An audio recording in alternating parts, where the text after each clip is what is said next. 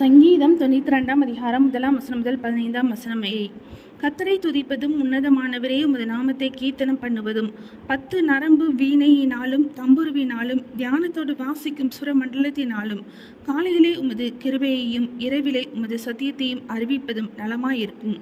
கர்த்தாவே, உமது செய்கைகளால் என்னை மகிழ்ச்சியாக்கினீர். உமது கரத்தின் கிரியைகளின் நிமித்தம் ஆனந்த சத்தமிடுவேன்.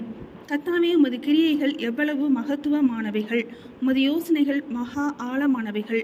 மிருக குணமுள்ள மனுஷன் அதை உணரான், மூடன் அதை உணரான். துன்மார்க்கர் புல்லை போல தலைத்து அக்கிரமக்காரர் யாவரும் செழிக்கும் போது அது அவர்கள் என்றென்றைக்கும் அழிந்து போவதற்கே ஏதுவாகும். கர்த்தாவே, நீர் என்றென்றைக்கும் உன்னதமானவராயிருக்கிறீர். கர்த்தாவே, உமது சத்துருக்கள் அழிவார்கள். உமது சத்துருக்கள் அழிந்தே போவார்கள். சகல அக்கிரமக்காரரும் சிதறுண்டு போவார்கள். என் கொம்பை காண்டாமிருகத்தின் கொம்பை போல உயர்த்துவீர்.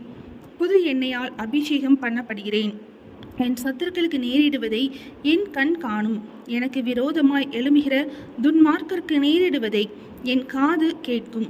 நீதிமான் பனையைப் போல் செழித்து லீபனோனில் உள்ள கேதுருவை போல் வளருவான்.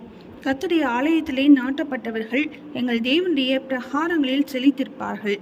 கர்த்தர் உத்தமர் என்றும் என் கண்மலையாகிய அவரிடத்தில் அநீதி இல்லை என்றும் விளங்க பண்ணும்படி அவர்கள் முதிர் வயதிலும் கனி தந்து புஷ்டியும் பசுமையுமாய் இருப்பார்கள்.